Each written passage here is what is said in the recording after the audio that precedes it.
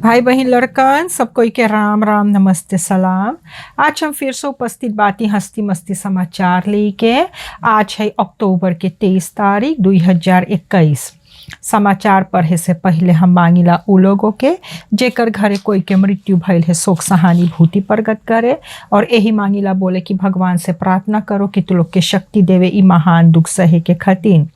जे कोई बीमार या लाचार अस्पताल या घरे है ओके फनहार तबे इतर साहब और जेकर घरे कोई नौता है ब्याह शादी छठी मूरन तू लोग के बहुत से बहुत बधाई होवे।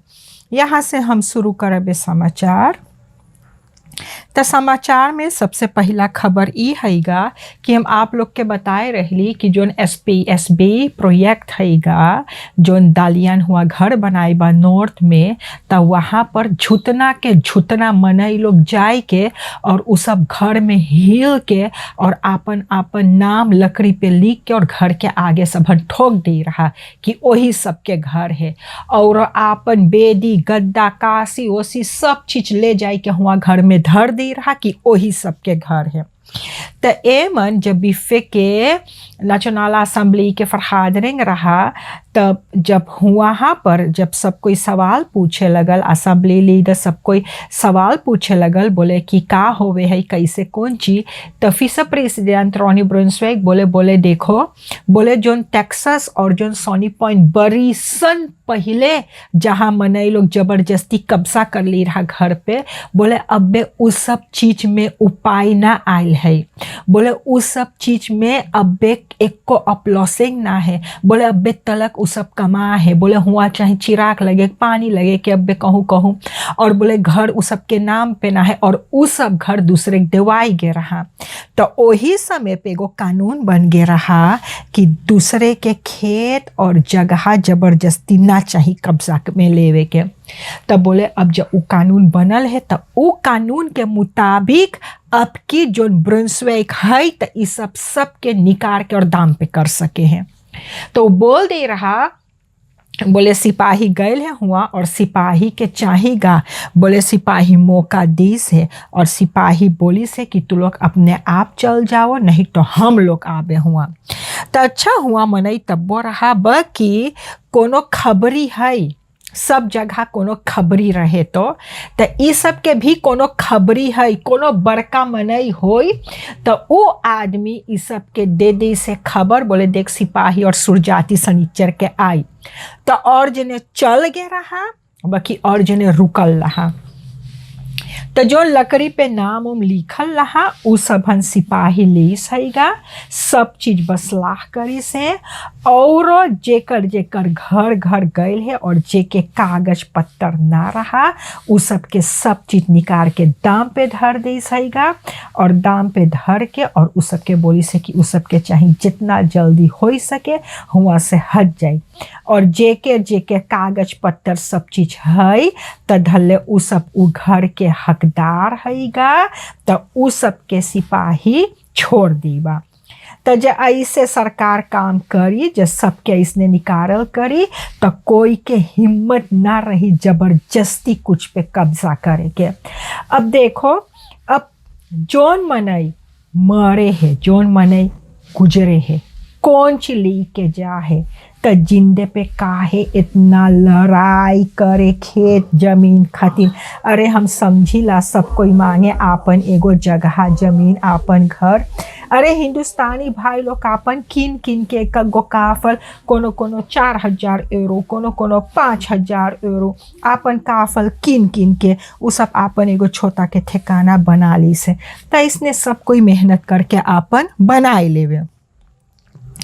एगो मोटर जोन चलावत हा उलोंदा के देहांत हो गए है और उलोंदा के ओकर नाम 21 साल के फलेंसियो एफ है। तो जैसे पता लगे जैसे खबर में आयल है तो उलोंदा के रेबवेस ना रहा उलोंदा के इजाज़त ना रहा मोटर फिच चलावे के और हुआ जोन लोग रहा तो लोग बोले उ सब देखी सहीगा कि ई बांटी इधर उठाए बांटी उधर उठाए बोले उ टेस्ट करता हम उतरवा तो ऐसने धक्का लगल बस हुए पर वो अपन दम तोड़ दीस। आज एगो बहुत से बहुत दुखी बात भइल हैगा। का भइल है एगो बस कानी कैसे बस परासी पे गईल है और परासी पे जब बस जा था तो शोफर कूद गए बस में कोई ना रहा और एगो आदमी 47 साल के सिर्फ न फिर 10 साल के मनोज कुमार बे उतैन मान रहा वहाँ काम करत रहा जमीन सफा करत रहा ऐसे बस गईल है ओके लेके और शूटिंग में दबाई दी से कि हुए वो आदमी अपन दम तोड़ दी से। तो अब जैसे आदमी बोले दो बस अपने में इनहाल करता है तो इनहाल करते में अब कहानी सच है कि झूठ है बाकी जैसे मनई लिखे हैं तब बोले दो बस इनहाल करता है तब बोले इनहाल करते में एक बसुआ जाई के गो पिकअप में मारी से तब पिकअपवा में मार के तब फिनो गई ऑटो में मारी से तो ऑटो मार के तब अब जब उ ना संभाल पाई से बस तो शोफर कूद गया है बस में से और बस के जाई दीबा तो उफार्त में बस रहा और देख कच्चे जान जोन आदमी काम करत समय पे ना चोरी चपाटी करे ना कुछ मेहनत करके 11 बजे 11:30 दिन के घाम में काम करत था वो अंगना सफा करत था और ओके जाई के धक्का लगल है वो आदमी अपन दम तोड़ दी सहीगा। अब कौन चीज़ सही कौन चीज़ ना इनहाल हो था कि ना अब सिपाही ओमन खोजबीन करी तो जब सिपाही लिखी खबर तब पता लगी कि कौन चीज़ असलियत में भइल है बाकी जोन मनई हुआ देखी से वो सब ऐसे बतावे हैं। मार्टिन लूथर किंग व हरतुतलीफो कनाल के मोड़ पे आज एगो जबरदस्त धमाका भल 4 गाड़ी धक्का लगा 4 गाड़ी के तकरार भइल है अपने में वही जब शुरू भइल असफाल्टेर होवे तो मिनिस्टर बोले तू लोग बहुत से बहुत बचाई के चलइयो ना सोचियो कि रेस बान है बाकी सब सोचे कि रेस बान है और देख 4 गाड़ी में धक्का लगल हैगा। कलिया रात में रूपराम रोटी शॉप लातूर वह के जोन छौड़ी हुआ काम करे है तो उ 9 बजे अपन घरे जाहे बनोन करके सब चीज़ तो उ तास उस लीक जा है तो कोनो कर तास चोरी करी से और जब तास चोरी करी से तो तास में भी दुकान के चाबी रहा तब पता ना है ई छौड़ी दे बताई से कि ना बताई से बाकी वही रात में मनई लोग चाबी ले गए भीतर तब बोले कि 9,000 पैसा रहा उरोज के जोन बेचे उचे रहा और एगो बॉक्स रहा मन 2,000 पैसा रहा तो इतना पैसा चोर ले के भाग गए। अब देखो जब कैमरा होएगा तो कैमरा में से सिपाही ताक सके हैगा कि के कैसे कहाँ से आयल है और कितन कब चोरी करिस हैगा तो ये चोरी चपाटी तो बहुत ज़्यादा होते जा हैगा। अब जोन हम कल आप लोग के बोले रही कि एगो माई अपन बेटुआ खोजो कर बेटुआ तनी मूड़ी हल्लुक हैगा और न चोट लगल ओकर मूड़ी में तो ओकर मूड़ी हल्लुक तब बोले उ बेटुआ जब ऐसे पुकार करिस माई तब जब सब कोई सुनी से पढ़ी से तो जब उ सब बेटुआ के देखिस वातरकांत में तब माई के तार करिस तब माई गल बेटुआ के लाई से तो अच्छा भले बेटुआ घरे आए गए उ बेटुआ वातरकांत में पहुँच गया रहा।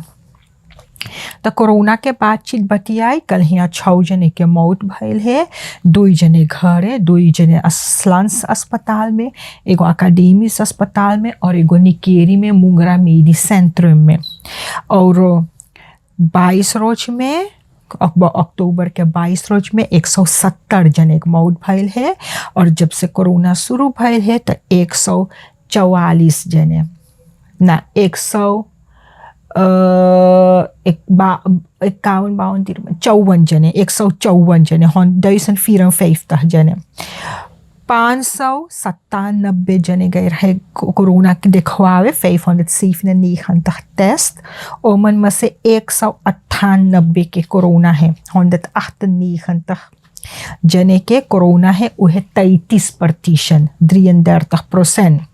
15 जने इंटेंसिव केयर में है और 72 जने अस्पताल में है। तो आप लोग जानो हैगा कि जे यहाँ से जा हैगा तो सरकार बोले जे आए जे जाए तो ओके खाली एगो एंटीहींसनल टेस्ट ज़रूरी हैगा।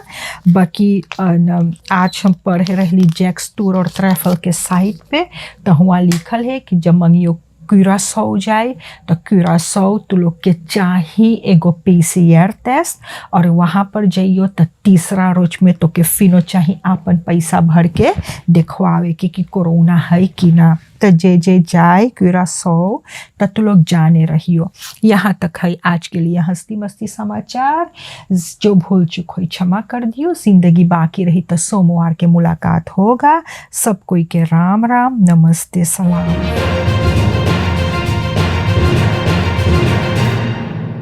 हस्ती मस्ती समाचार के स्पॉन्सर है लानबाओ शॉप गरीब। लानबाओ शॉप गरीब वो दुकान है जहाँ पर छोटा छोटा खिल्ला से बड़का बड़का कासी बेदी गद्दा बिका हैगा। हुआ पर सौदा पानी भी सस्ते दाम पे बिका है। चाहे जोन सामान के जरूरी भइल पहुँच जा लानबाओ शॉप गरीब। हुआ पर सब सामान मिले है। लानबाओ शॉप गरीब है इंदिरा गांधी वेग पौली निवखरौंद के बगले में। पार्केर प्लाट्स भी है। हुआ पर एक फिलियाल है लेली दौरब जहाँ वाटर लेडिंग के पैसा भरा है ओकर बगले में। एक फिलियार है तुतलीफो कनाल में। हुआ पर भी पार्केर प्लाट्स है। एक फिलियाल है मार्टिन लूथर किंग वेग हुआ पर सोतु पोस्ट के हबरा में हैगा। और एक फिलियाल है क्वाता में जहाँ पर देशकोटी कोकाव है ओकर बगले में। चाहे जोन सामान मंगिए खरीदे चल जा लानबाओ शॉप गरीब में। मुर्गी तैयार है, शुरू लगा दो। Lust je iets lekkers? Dan moet je zijn bij Silas Roti Shop. Gevestigd op 2 locaties. Aan de Quattaweg tegenover de Tweede Rijweg, hoek Islamstraat. En aan de highway Martin Luther Kingweg, hoek Pandit Palten Tewariweg en het Mondiaal Complex. Bij ons bent u terecht voor de lekkerste roti kip, roti tops, roti roll, roti vegetarisch. U kunt kiezen uit daal, alu, paratha en sikwa roti. Verder ook nog nasi, bami, rijst, heerlijke snacks zoals samosa, bara, pulauri, kroket, lumpia, crispy one, enzovoorts, enzovoorts. En niet te vergeten lekkere rasgulla, rasmalai en fruitcocktails. Elke ochtend hebben we lekkere, warme belegde broodjes. U kunt ook bellen en bestellen. Check ons Facebook page voor meer info en aangepaste openingstijden. Silas Roti Shop. Bij ons bent u terecht voor eten met kwaliteit en kwantiteit. Aan de Quattaweg